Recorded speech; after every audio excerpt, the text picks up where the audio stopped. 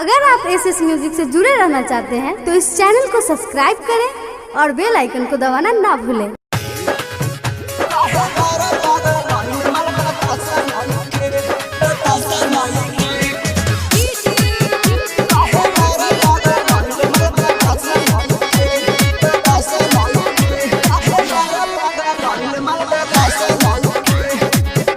Music by Prakash Chandravanshi. समझे न आवे में केतना लोग आटल हो केतना नया जमाना आइल पेन्हे बड़े फाटल हो पेन्हे बड़े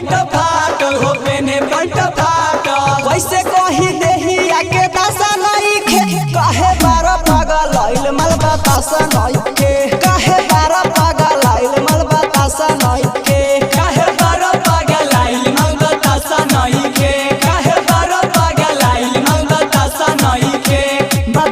नहीं के सुना ढल सलगरू का चुआ दम का नाक डिबा के मार दे काहे बारह पागल आइल मल बतासा नहीं के काहे बारह पागल आइल मल बतासा नहीं के बतासा नहीं के काहे बारह पागल आइल मल बतासा नहीं के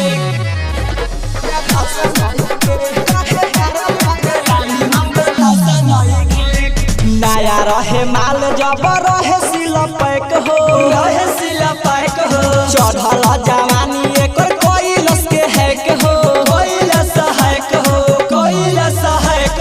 हइल अप टू डेट बिगड़ल ढांचा नहीं खे काहे बारह पागल आइल मल बतासा नहीं खे काहे बारह पागल आइल मल बतासा नहीं खे काहे बारह पागल आइल मल बतासा नहीं खे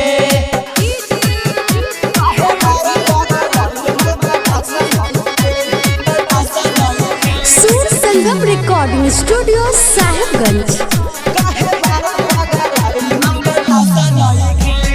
मार्केट में आइल तब से लागे ले अनोखा बुढ़ावा पुरानिया के देले बाटे धोखा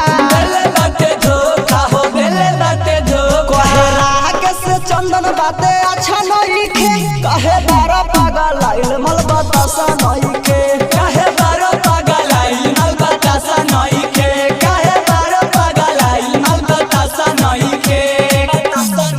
कॉन्टैक्ट नंबर 73526764